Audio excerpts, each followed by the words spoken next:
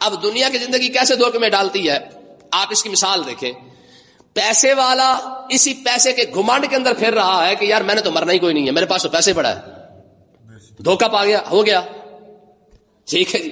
تو جس کے پاس پاور ہے وہ اسی پاور کے اندر پھر رہا ہے کہ وہ کہتا ہے جناب میں نے تو مرنا ہی کوئی نہیں ہے.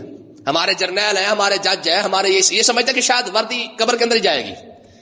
ٹھیک ہے جی. ہمارے جج سمجھتے کہ شاید ہم نے قبر میں جا کے بھی ہم سپریم کورٹ کے جج ہی ہوں گے.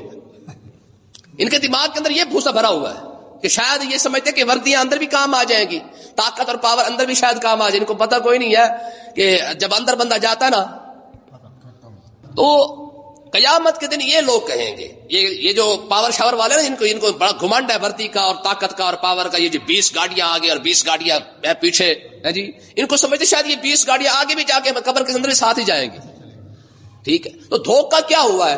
امیر کو اس کے پیسے نے دھوکہ دے دیا ہے، وردی والے کو اس کی وردی نے دھوکہ دے رکھا ہے، اور ہمارا جو راہ مسئلہ نیچے والا غریب والا طبقہ ہے یہ بھی خیر اللہ کے فضل سے فارغ یہ بھی نہیں ہے. ہمارے جو جٹ حضرات ہیں، کسان حضرات ہیں، ان کی بھی ساری دیہڑی یہی کوشش ہوتی ہے کہ آج پانی لگانا ہے، آج کھاد دینا ہے، آج فلانا کام کرنا، فلانا کام کرنا ہے. سارا ٹائم وہاں لگا ہوا ہے، دین کو سیکھنے کا ٹائم. حالانکہ ہر بندہ یار کچھ نہ کچھ سیکھتا ہے. آپ دیکھیں، اندازہ کریں، مثلا یہ جو ہماری کھیتی باڑی حضرات ہے، یہ اپنے ساتھ والے سے پوچھ رہے ہوتے یار کل بیج کون سا ڈالا تھا، تیری فصل تو بڑی ٹائٹ ہو گئی ہے بھائی، کون سی کھاد ڈالی ہے، کون سی. اس کا مطلب یہ سیکھ رہا ہے. دکاندار دوسرے دکان کا سودا دیکھتا ہے کہ یار اس کی جو دکان اچھی چل رہی ہے، اس کے پاس سودا اچھا پڑا ہے، میں بھی وہ لے کے آؤں. یعنی ہر بندہ کسی نہ کسی طریقے سے کچھ نہ کچھ سیکھتا رہتا ہے. واحد دین ہے جس کو سیکھنے کے لیے کسی کے پاس ٹائم نہیں ہے.